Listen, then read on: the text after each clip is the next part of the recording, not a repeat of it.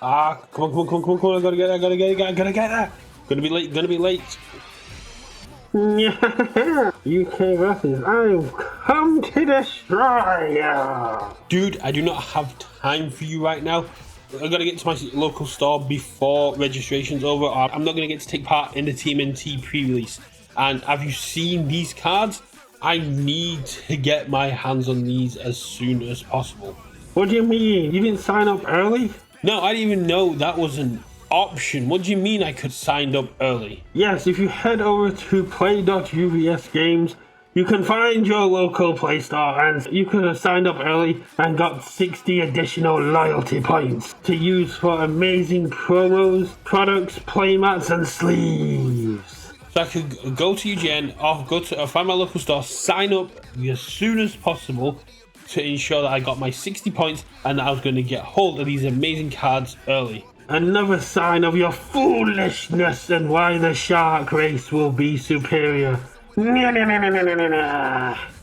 way, I need to get going. I haven't got time for your city destruction ways right now. Can you please not destroy this city today? No, there will be no destruction of the city today. The only thing being destroyed is you at pre-release. Oh, well, we'll have to see about that when I get there. Luckily, I've just signed up whilst on the road, safely pulled over to the side. You better get here soon so I may destroy you. And then once you're gone, I can take over the city. So I'll see you at the pre-release then, and the only one getting destroyed here will be you. Teenage Mutant Ninja Turtles, Teenage Mutant Ninja Turtles, Teenage Mutant Ninja Turtles, Heroes in a Half Shell, Turtle Power. Hello and welcome to the UKVersus TMNT reveal. Cameron, did you know that Chuck Law, the creator of 2.5 Men and The Big Bang Theory, wrote that song? I did not. There we go. That is just one of the fun facts I have about TMNT on my hyperfixation dive that we're going to go over today. I also didn't know I'd be singing today. So today I have 3 very special cards for you to hear, and I've heard the feedback from people. I need to talk less when I'm doing my reveals, so I invited Cameron along so that my video can be just as long, but I will still talk less. Hello Cameron, how are you doing? Very tired. It's been a very long Monday. I will say, though, I loved how you wrangled me into this, saying that because I'm part of the podcast, you do need to get your use out of me, and I think that's hilarious. My character is one that is kind of on a borderline, so I wanted a second opinion, and yeah, like you said, you're on the podcast, so we get the second opinion from there. A little bit of backstory into who I am revealing.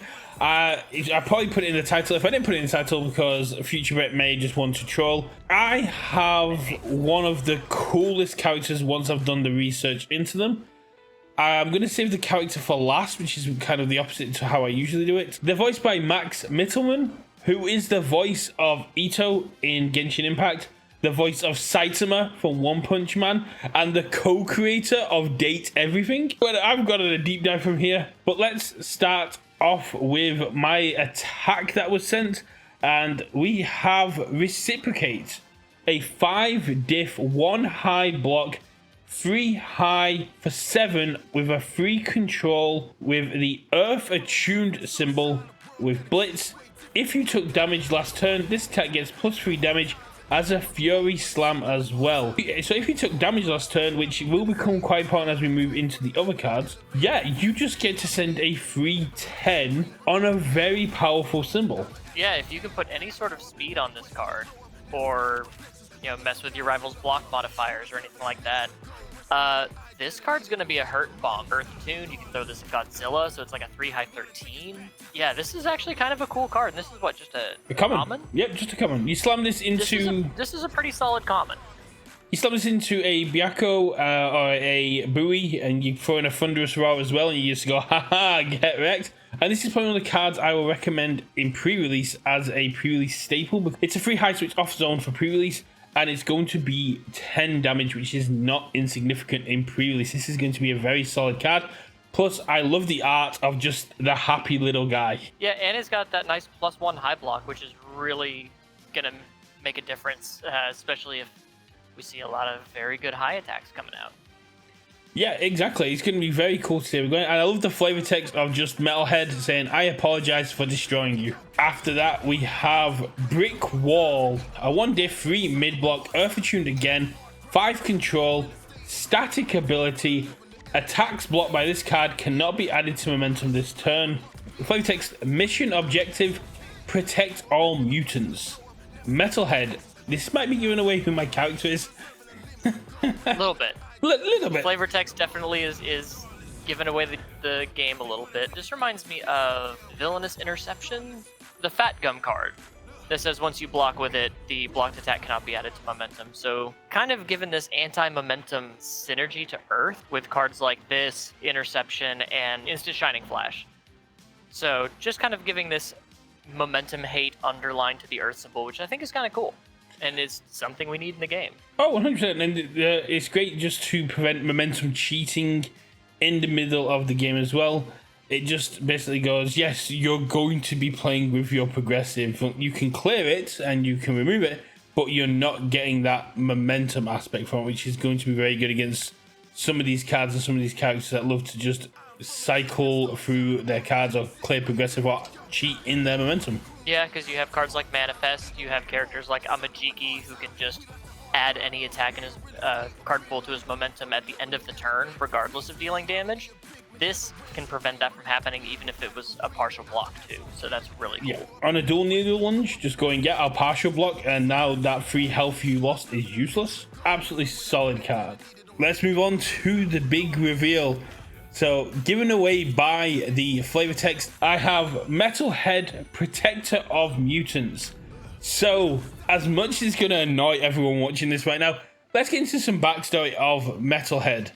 So, Metalhead is from the 1987 cartoons on top of Tales of TMNT and Mutant Mayhem and all the more recent stuff. It was originally built by Krang with the personality of all 4 turtles put into it, designed to take them down.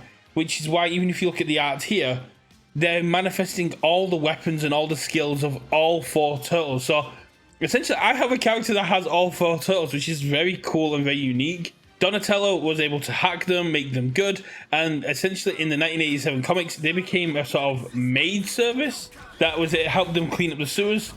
Has come up quite a lot in other iterations, and as I've mentioned on the podcast, as I've mentioned in some other ways, when the Turtles met the Power Rangers in the comics, Zordon did turn Metalhead into a canonical Megazord to help the Turtles fight with the Power Rangers against the big bad of the comic. So technically, we have our first Power Rangers Megazord in the game. The Metalhead we have here is from Tales of TMNT. And this is the Mechazoid that was sent after Donatello. Donatello tries to escape from them, and they end up on the subway, and they're essentially having a conversation with Bishop whilst trying to evade and dodge and take out this Mechazoid. And Donatello beats it by going full beast mode. He hacks into the Mechazoid, ends up basically trying to shut them down and disconnect them all. And in the final fight, when they come back, spoilers for the first cut of Tales of TMNT, when they're fighting against Bishop and Bishop's Mechazoids are all closing in, Metalhead comes in to protect them, and you get one of the best lines from the series, in my opinion, which is where Bishop just goes, "How did you hack my Mechazoid?" Donnie just goes, "I changed one line in your code from kill to protect." Sometimes it's a simple way. Yeah, I absolutely love that. I just changed kill to protect, and that's why we have, instead of the killer of mutants, we have the protector of mutants. So yeah, Metalhead originally was a villain, was reprogrammed, and became an ally. Metalhead, Protector of Mutants, is an Earth Void character, so we'll be expecting some resource denial from the Void symbol. We'll be expecting it to interact to your opponent's discard hand, do some remove from game stuff. Who knows? I blurred it all out because I like to troll you guys. And we have Earth, so we're going to expect to see some flipping or unflipping. And we've got the tech, which is kind of weird because tech is usually an air symbol. True, but also I don't think we've ever had tech as a character trait. Possibly from Fresh Cut Grass. I'd have to double check. No, it's Bells, Hells, and Healer. Oh! So I think this is canonically our first tech character that actually has the tech. I wonder if that's going to come up in any kind of way. I mean, you can't play it in your deck, so you don't get to get any of the benefits from anyone else. True, but the Void symbol we have seen in the primer say that it deals mainly with the Mechazoids and the tech cards. So maybe it's like if you have something that says, you know, plus X speed for each tech card in your stage, that counts your character technically. This is true, and So that would be interesting to see. it would be very cool. And I'm sure there's some cards that care about having tech in your stage already that Metalhead's immediately going to fill. That's something we can do when we go into more of a deep dive of our build. So let's take a look at Metalhead's hand size. I'm gonna guess a 5-hander. So Metalhead is a 5-hander. And with a chunky health total. I'm gonna guess 37. 37 exactly. Can we talk about this oozy health total as well? I love the ooze bleed on the health total. I hope that's something that they've all got, or maybe that's because they were partially evil. Who knows? But I love this aesthetic kind of being drawn in.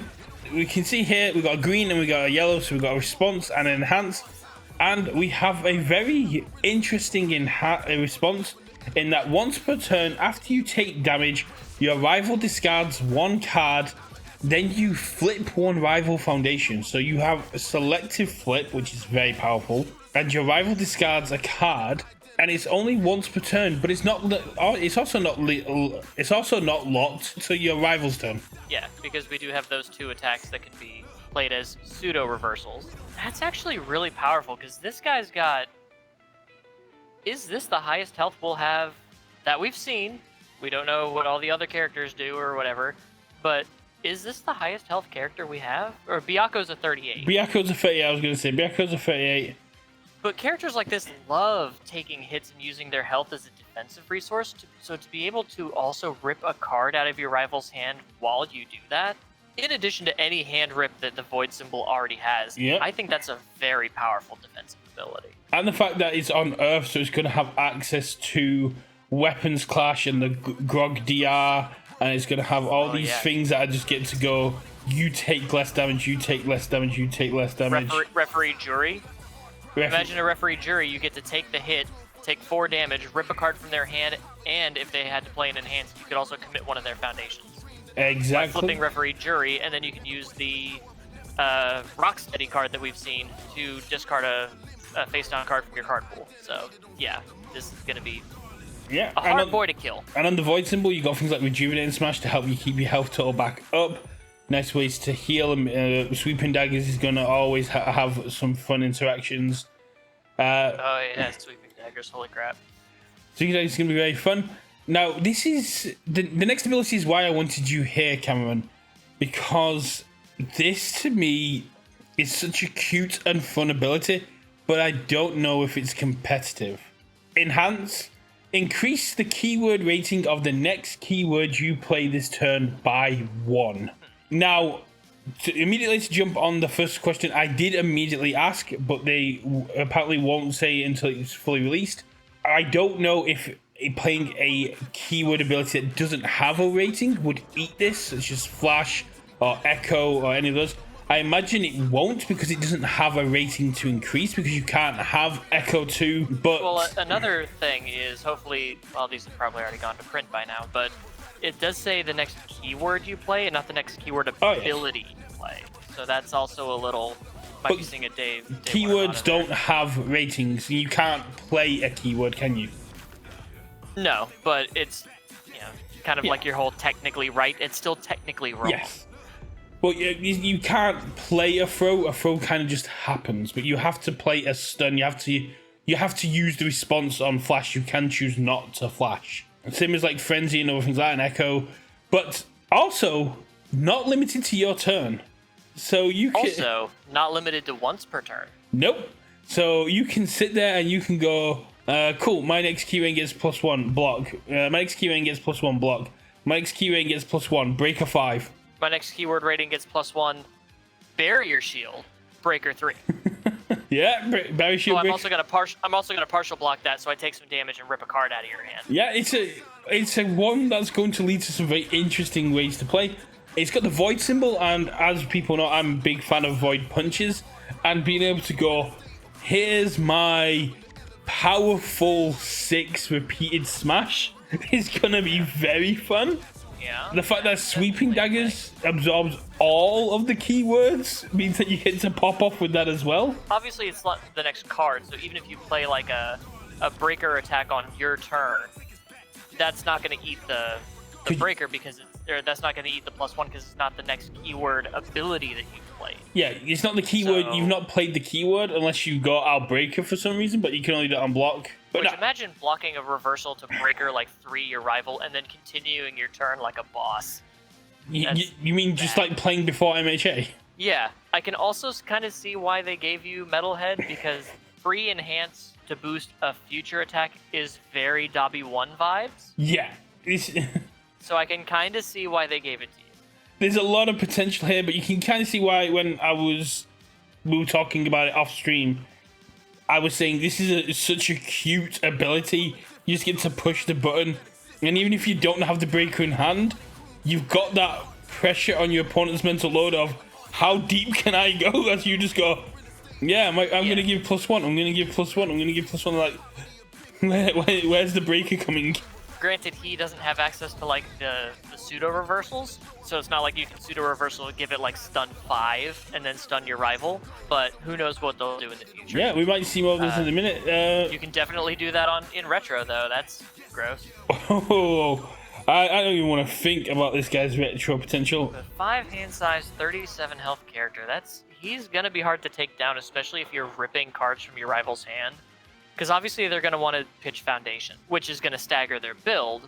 But also, sometimes you just draw only attacks, but then you're just not killing people. One of the bigger issues I see is with a lot of the casino packages still floating around, there's a lot of cards, there's a lot of people that like to discard. If you end up making your opponent discard a wish card or anything like that, they're going to be in a kind of a strong position. True, but that just kind of runs the risk, I suppose.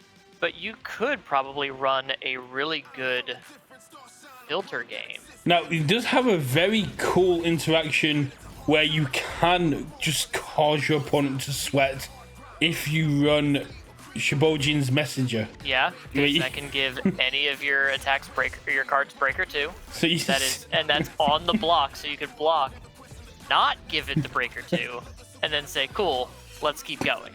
Yeah, you just get to go. How much chicken do you want to play? You get to sit. You get to sit there and just go. I can push this button anytime I want to.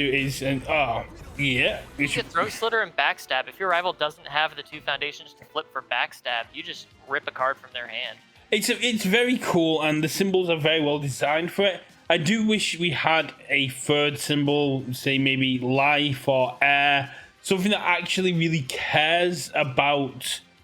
With the keyword, maybe an order symbol, because you can get to just go, that's the one that cares about stun. Yeah, I don't know if I want to give this dude the all symbol and give him access to patchwork babies. But that sounds like a bad idea to me. It's a very cute character, but if you had one more symbol, it could possibly be very, very broken. I like the balancing of here. The 5-hander is going to be very cool. It's a very true 5-hander, because it has no draw ability, it has no way to replace cards in its hand on face. But that health total is going to be an issue. Yeah, I mean, I've got a local who plays Godzilla. People say, what's your defense? He goes, my defense is I have 34 health. Do it. So now you got a 37 health. Granted, again, you're a 5-hander, but ripping a card from their hand on defense means they're technically down a hand size too. Exactly. But so it kind of brings them more to your level. Yes, I'm sure that with the void symbol is going to have a lot more discard. And with all the card pool stuffing we've seen on there, the breaker that Metalhead is going to create a nice defensive kind of thing. Create a nice defensive playstyle where it's a case of you're locked in here with me for 60 minutes. I paid for my seat. I'm going to get all my time. This is one I would definitely be looking to pick up at pre-release. And speaking of pre-release, as I said in the intro to this video, yes, if you sign up before 8th, you will get 60 additional loyalty points that you can use to spend in the Redemption Star.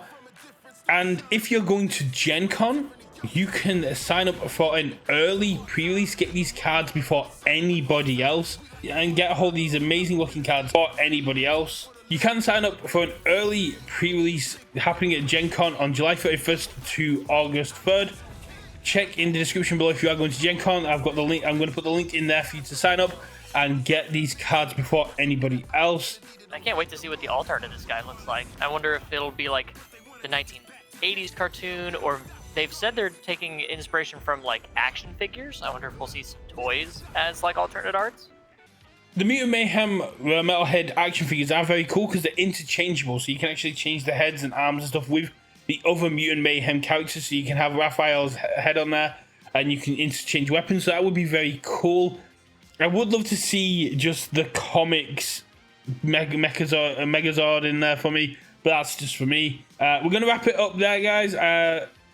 The full set does drop August 15th. If you're a fan of the 1987s, if you're a fan of the 1987 cartoons, yeah, do check out the set. We've got some lovely art arts coming, and the starter deck is completely made up of art of the 1987 styling, and we've seen some very cool cards come from that already. This set is based on Mutant Mayhem and Tales of TMNT with some other things spiced in.